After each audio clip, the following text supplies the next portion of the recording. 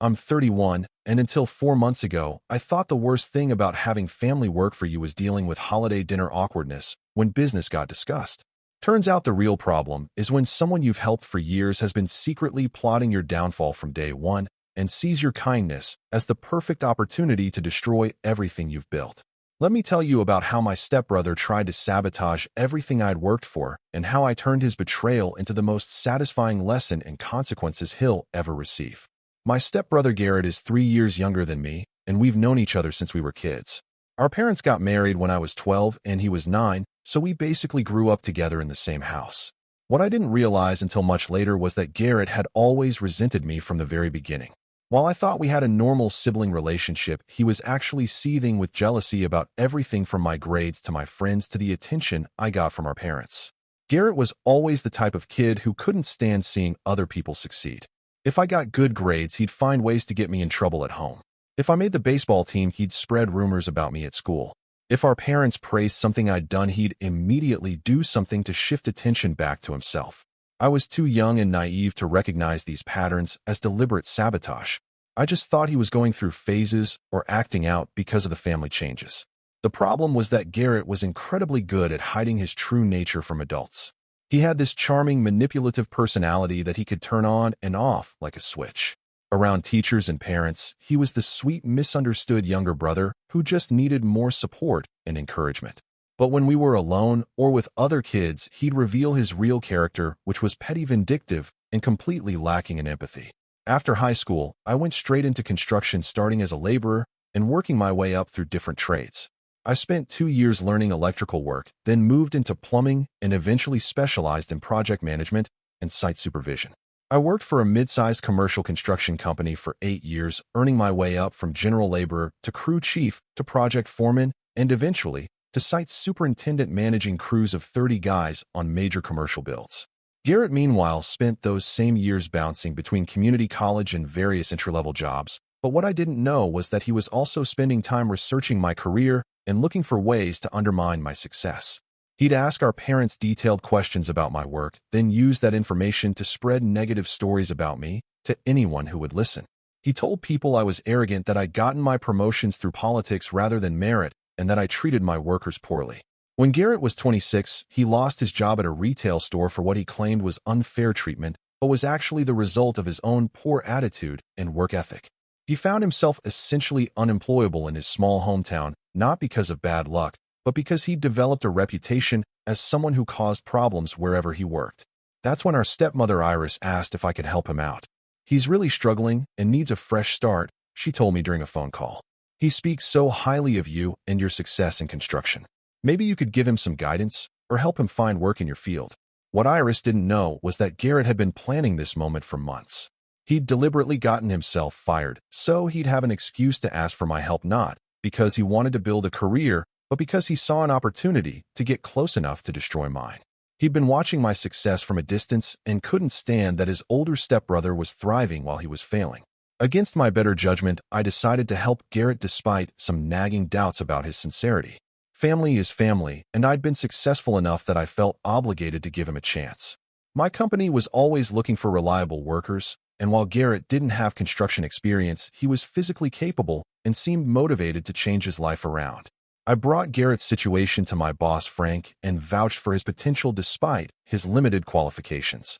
I explained that he was family, but emphasized that I wouldn't recommend him unless I believed he could do the work. My reputation with the company was strong enough that my recommendation carried weight, and they agreed to hire him as a general laborer on my crew. Starting laborers at our company made decent money, especially for someone with no experience. The work was hard but honest, and there were clear paths for advancement if you proved yourself reliable and willing to learn.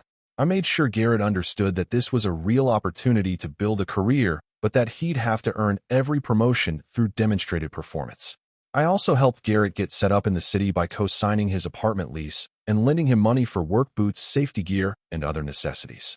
I introduced him to my network of friends and colleagues in the industry and made sure he understood the culture and expectations of construction work. What I thought was brotherly support was actually giving him everything he needed to execute his plan to destroy my reputation and career. For the first few weeks, Garrett played his role perfectly. He was showing up on time, working hard, and asking all the right questions about construction techniques and safety procedures. He was charming with the other guys on the crew and seemed genuinely grateful for the opportunity I'd given him. But underneath this performance, he was already studying our operations, looking for weaknesses, and gathering information he could use against me. Garrett's real plan wasn't to build a construction career, it was to document everything he could about my work methods, and then use that information to make me look incompetent to management. He started keeping detailed notes about every decision I made, every instruction I gave, and every interaction I had with crew members. He was building a case against me while pretending to be the grateful younger brother learning the trade. What made Garrett particularly dangerous was his intelligence and his ability to understand complex situations quickly.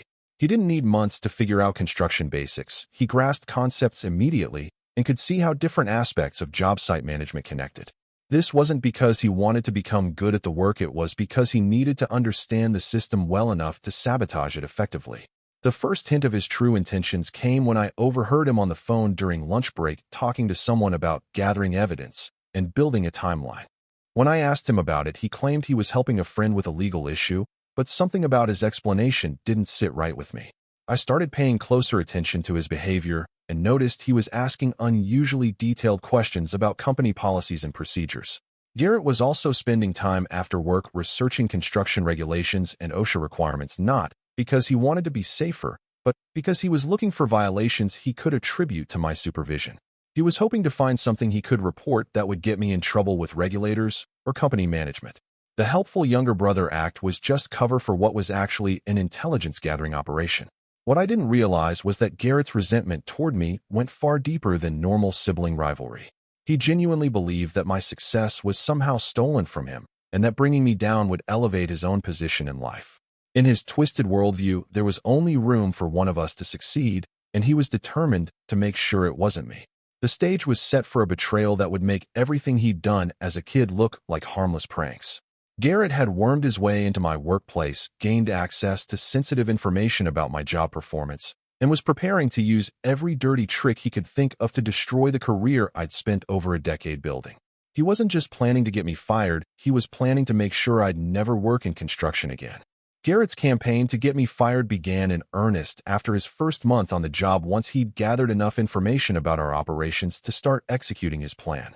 His approach was systematic and calculated, designed to create the appearance of serious safety violations and management failures that could be traced back to my supervision.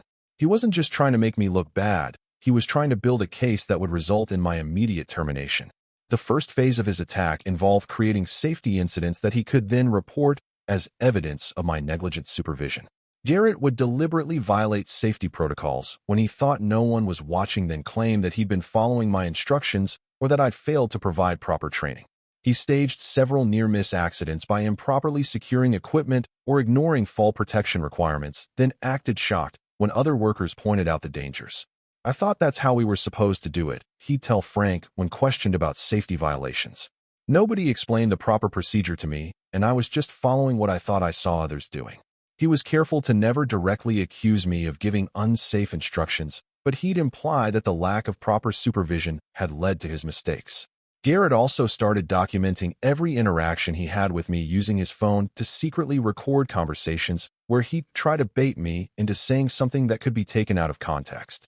He'd ask leading questions about safety shortcuts or cost-saving measures, then edit the recordings to make it sound like I was encouraging dangerous practices or prioritizing speed over worker protection.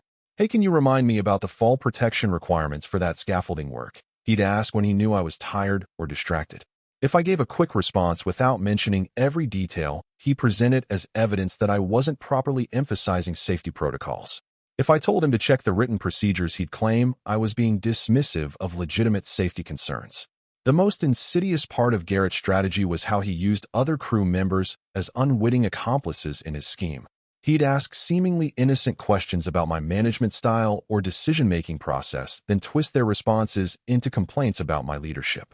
He'd approach newer workers who might be intimidated by authority and coach them to view normal supervision as harassment or unfair treatment. "Does he always micromanage you guys this much?" Garrett would ask after I'd given detailed instructions for a complex task. Back at my last job, the supervisors trusted us to figure things out on our own. It's kind of insulting when someone watches over your shoulder all the time. He was planting seeds of resentment where none had existed before. Garrett's technical intelligence made him particularly effective at identifying legitimate safety concerns and then manufacturing evidence that I was aware of them but chose to ignore them. He'd spot potential hazards before they became serious problems, then create documentation suggesting that he'd reported them to me and I'd dismissed his concerns. He was essentially framing me for negligence by fabricating a paper trail of ignored warnings. He started keeping a detailed journal that he claimed was for his own learning, but was actually a collection of incidents and conversations designed to paint me as an incompetent and dangerous supervisor. The journal entries were carefully crafted to sound objective and factual, while actually presenting a completely distorted version of events that made me look like a liability to the company. Day 47. Supervisor instructed crew to proceed with concrete pour despite concerns about weather conditions. When I questioned the decision, I was told not to overthink things and to focus on my own work. This entry referred to a day when I'd checked the weather forecast, confirmed we had a safe window for pouring, and proceeded with work that was completed without incident. But Garrett's version made it sound like I was recklessly ignoring safety protocols. The journal was Garrett's insurance policy. If his other tactics didn't get me fired quickly enough, he could present it as evidence of a pattern of unsafe supervision and management failures. He was building a comprehensive case against me while maintaining the appearance of being a concerned employee documenting legitimate workplace issues. Garrett also began reaching out to our clients and subcontractors to plant subtle doubts about my competence and professionalism. He'd introduce himself as a member of my crew, then make casual comments about communication problems or project delays that he attributed to supervisory issues. He was careful never to make direct accusations, but he'd create the impression that there were serious problems with project management. "I just want to make sure we're all on the same page about the schedule," he'd tell a subcontractor. Sometimes information doesn't flow as clearly as it should from supervision to the crew level. We're all working hard to stay on track despite some coordination challenges. The implication was that I wasn't communicating effectively or managing the project properly. These conversations served multiple purposes. They made Garrett appear concerned about project success while undermining confidence in my leadership. They also created external pressure that would eventually reach Frank in the form of client concerns about our team's performance. Garrett was essentially sabotaging our professional relationships while positioning himself as someone trying to fix problems I created. The most dangerous aspect of Garrett's campaign was how he used his access to company systems and documentation to create evidence of policy violations. He'd intentionally misfile safety reports or delay submitting required paperwork, then claim that he'd given the documents to me for review. When the missing paperwork created compliance issues, he'd present himself as the responsible employee who'd tried to follow procedures while I was the negligent supervisor who'd dropped the ball. I gave him the incident report on Tuesday, but I guess it never got submitted, Garrett would tell HR when questioned about missing documentation. I assumed he was handling it since that's usually how things work with the supervisors. Maybe I should have followed up, but I didn't want to seem like I was questioning his process. Garrett's plan was working perfectly. He was creating a pattern of safety violations, communication failures, and management incompetence that all pointed back to my supervision. Frank was starting to get reports from multiple sources about problems with my crew and my leadership. The documentation Garrett was manufacturing looked legitimate, and his innocent, helpful demeanor made it difficult to question his motives. What Frank didn't know was that every problem Garrett reported was either fabricated or deliberately created by Garrett himself. The safety violations were staged, the communication failures were manufactured, and the management incompetence was a fiction designed to destroy my career. Garrett wasn't just trying to get me fired, he was trying to make sure the termination would be for cause which would damage my reputation permanently and make it difficult for me to find work elsewhere. But Garrett had made one crucial mistake in his elaborate scheme. He'd assumed that I was too trusting and naive to recognize what he was doing. He thought his charm and manipulation would prevent me from seeing through his act until it was too late to defend myself. He had no idea that I'd been watching him carefully and documenting his behavior since those first suspicious phone calls.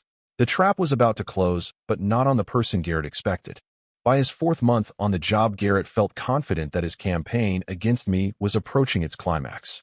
He'd created what appeared to be a substantial pattern of safety violations and management failures, all pointing to my negligent supervision. Frank was asking increasingly pointed questions about our crew's performance, and Garrett sensed that his moment for the final strike was approaching. Garrett's masterstroke was a plan to create a serious safety incident that could be directly attributed to my poor judgment and disregard for worker protection.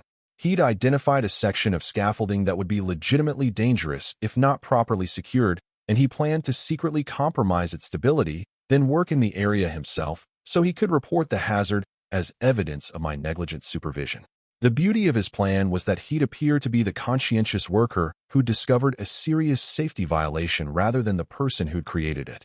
He'd documented several previous conversations where he'd allegedly raised safety concerns that I'd dismissed, so this incident would fit perfectly into his narrative of an incompetent supervisor who prioritized speed over worker protection.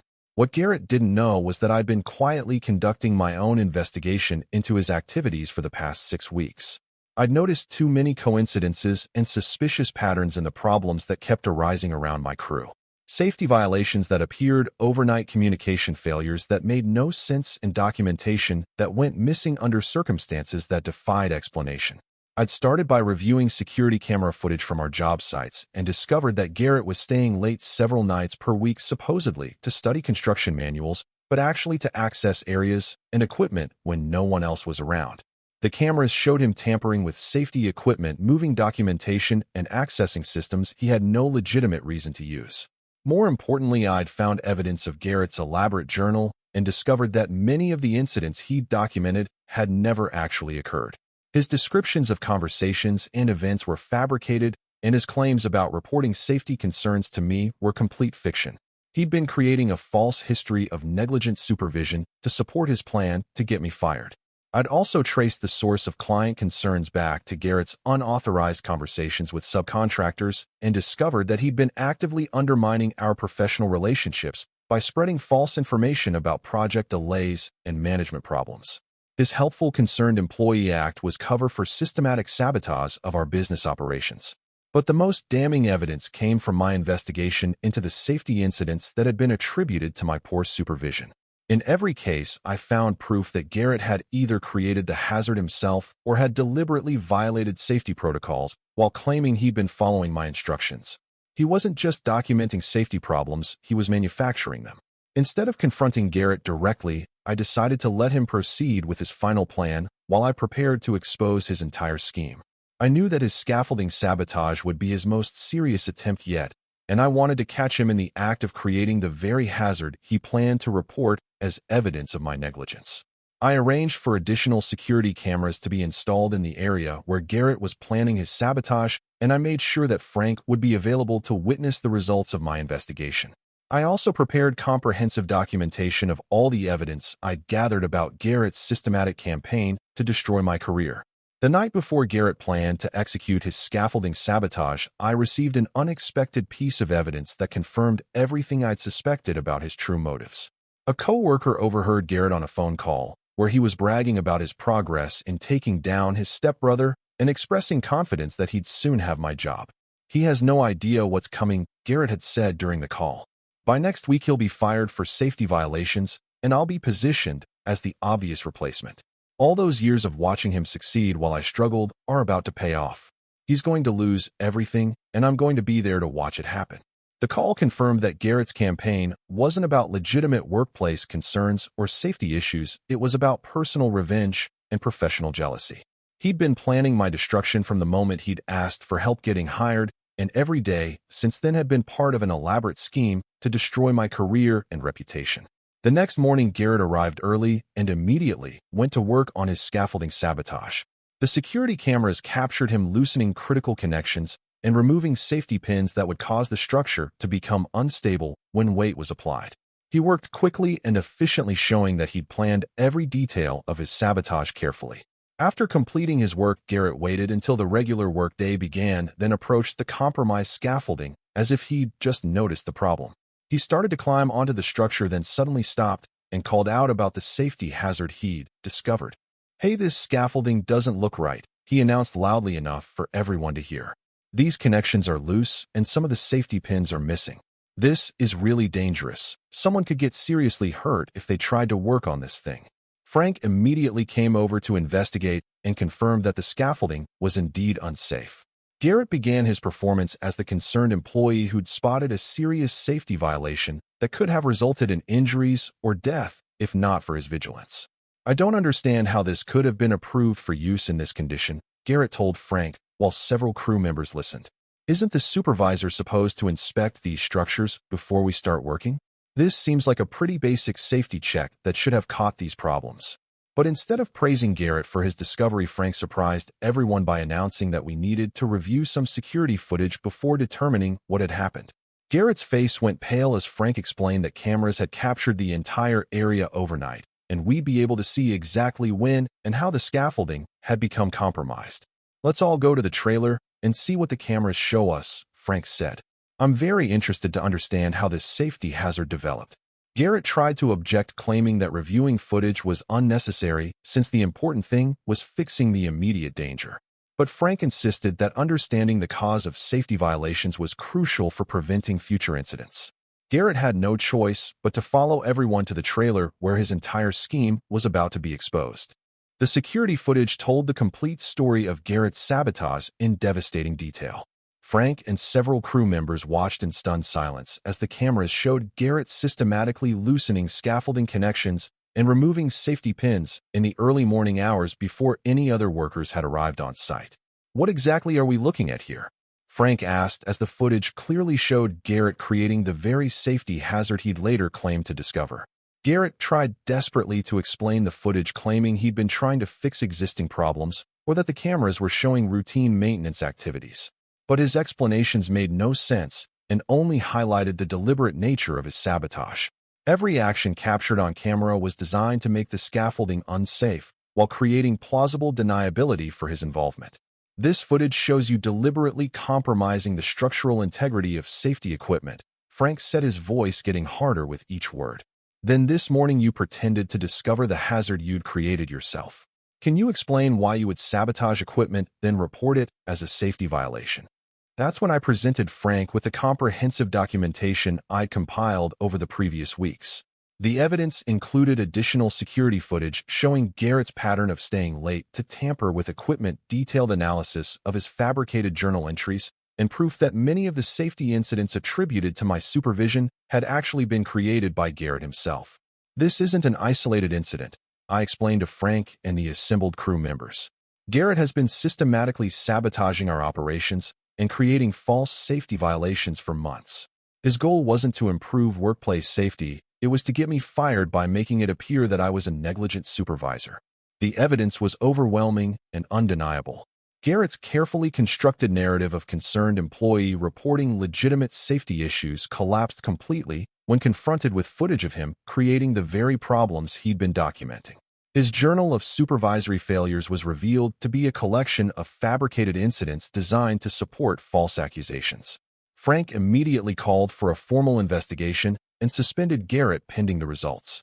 Within hours, company security and HR representatives had reviewed all the evidence and confirmed that Garrett had been engaged in systematic sabotage and fraud. The investigation also revealed his unauthorized communications with clients and subcontractors where he'd spread false information about our operations. "This is the most deliberate and malicious case of employee sabotage I've ever encountered," the HR director told Frank during the investigation.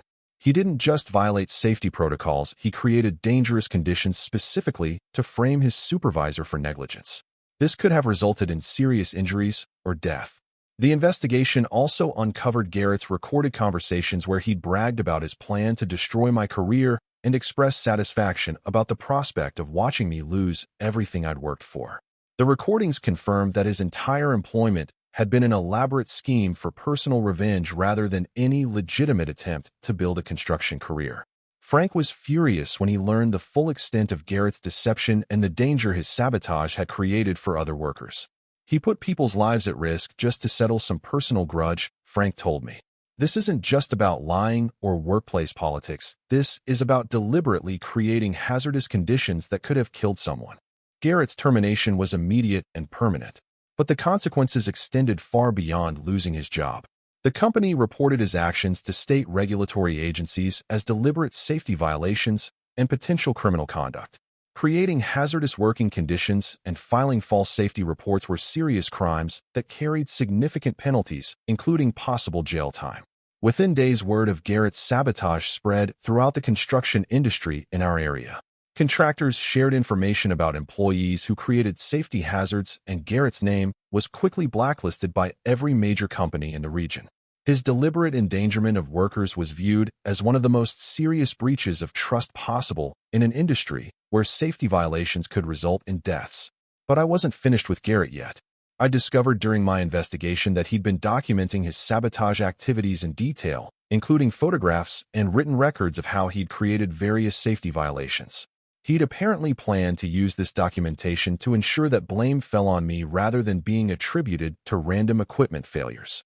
This documentation became crucial evidence in the criminal investigation that followed. Prosecutors used Garrett's own records to prove that his actions had been premeditated and systematic rather than isolated incidents of poor judgment. His detailed planning and obvious intent to cause harm made it impossible for him to claim his actions had been accidental or misunderstood. Garrett tried reaching out to family members to help him find legal representation and emotional support. But when our parents learned the full extent of what he'd done, including his years-long campaign of resentment and his deliberate creation of dangerous working conditions, they were horrified by his actions and refused to enable his behavior any further. "I can't believe he put innocent people in danger just to hurt you," Iris told me when she called to apologize for her role in bringing Garrett to our company. "I thought I was helping him build a better life, but apparently he was just using me to get close enough to destroy yours." The criminal charges against Garrett included reckless endangerment, filing false reports, and criminal mischief. The evidence was so overwhelming that his court-appointed attorney advised him to accept a plea agreement rather than risk a trial that would likely result in much harsher penalties. He eventually pled guilty to multiple felonies and received a sentence that included jail time, probation, and restitution. The conviction meant that Garrett would never work in construction again. Most contractors required background checks for safety-sensitive positions, and his criminal record for deliberately creating workplace hazards made him unemployable in any industry where worker safety was a concern. His plan to destroy my career had instead destroyed his own future permanently. 6 months after Garrett's conviction, I received a letter from him where he finally admitted the full extent of his years-long resentment and his systematic plan to destroy my life.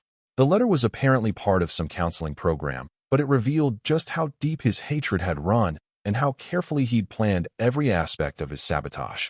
"I've hated watching you succeed since we were kids," he wrote. "Every promotion you got, every achievement you earned felt like something that should have been mine instead. When I asked for help getting hired, I wasn't looking for a fresh start. I was looking for the perfect opportunity to finally bring you down to my level." The letter confirmed everything I'd suspected about Garrett's true motivations and his complete lack of genuine remorse for the danger he'd created. Even in what was supposed to be an apology, he was more focused on justifying his resentment than taking responsibility for his actions. But the most satisfying part of the entire experience wasn't Garrett's downfall or criminal conviction. It was the recognition I received from company management and industry colleagues for exposing his sabotage and protecting worker safety. Frank promoted me to regional superintendent, and several other companies tried to recruit me based on my handling of the situation. "You could have been seriously damaged professionally if you hadn't caught what he was doing," Frank told me during my promotion meeting. "The false safety violations he was creating could have destroyed your reputation and made you unemployable. Your investigation probably saved your career and definitely prevented serious injuries to our workers." Looking back, I realized that Garrett's elaborate scheme had actually backfired in every possible way. Instead of destroying my career, his sabotage had demonstrated my competence and integrity under pressure. Instead of advancing his own prospects, he'd ensured that he'd never work in construction again. Instead of getting revenge for my success, he'd guaranteed that the gap between our achievements would only grow wider. The experience taught me that some people are fundamentally incapable of genuine relationships or honest dealings. Garrett hadn't been a troubled younger brother who needed help. He'd been a dangerous individual who saw other people's success as something to be destroyed rather than emulated. Helping him hadn't just been wasted effort, it had been actively dangerous. Most importantly, I learned that sometimes the best response to betrayal is patience and careful documentation rather than immediate confrontation. Garrett's downfall was more complete and permanent because I'd allowed him to expose his true character fully rather than stopping him at the first sign of trouble. He provided all the rope he needed to hang himself professionally and personally. In the end, Garrett got exactly what he deserved, while I kept everything he tried to take away. Sometimes that's the most satisfying justice of all.